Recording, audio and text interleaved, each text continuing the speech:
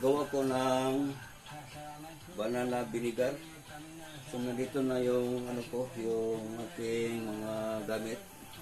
Itong banana. Pinaghati-hati ko na. Mayroon namang buo pa. Mayroon tayong tubig, asin, mayroon tayong sugar. So lalagyan natin. So mayroon ng tubig ito konti. Lalagyan, tigdagan na lang natin. So umpisa na natin.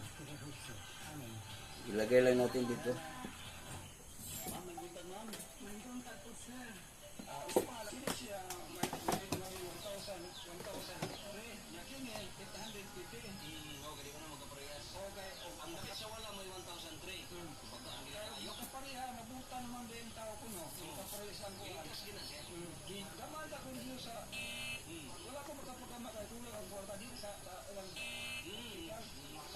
Kalimutan ko pala yung pangalan nitong saging nito. Hindi naman ito kadaba, hindi naman ito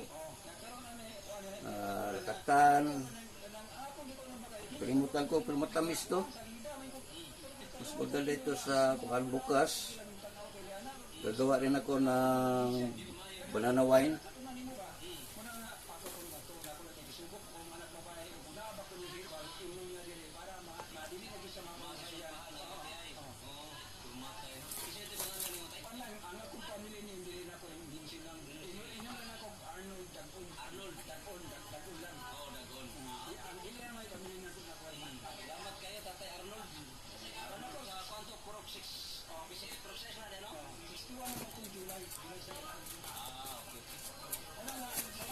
So, i-ferment muna natin ito ng ilang araw bago natin subukan kung masarap na ba.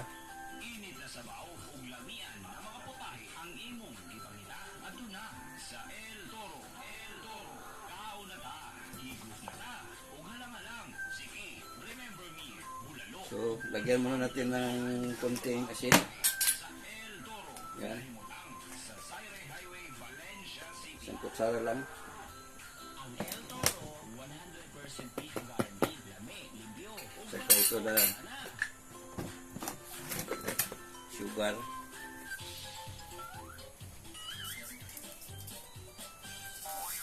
Lating kilo ito. Pero hindi ko ito ubusin. Yan lang, kalati lang.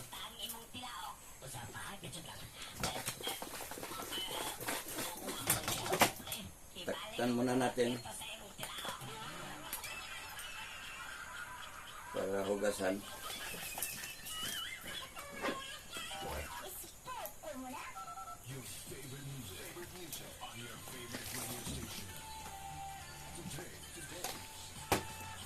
So yung takip pala, yung takip, wag lang ba ipitan?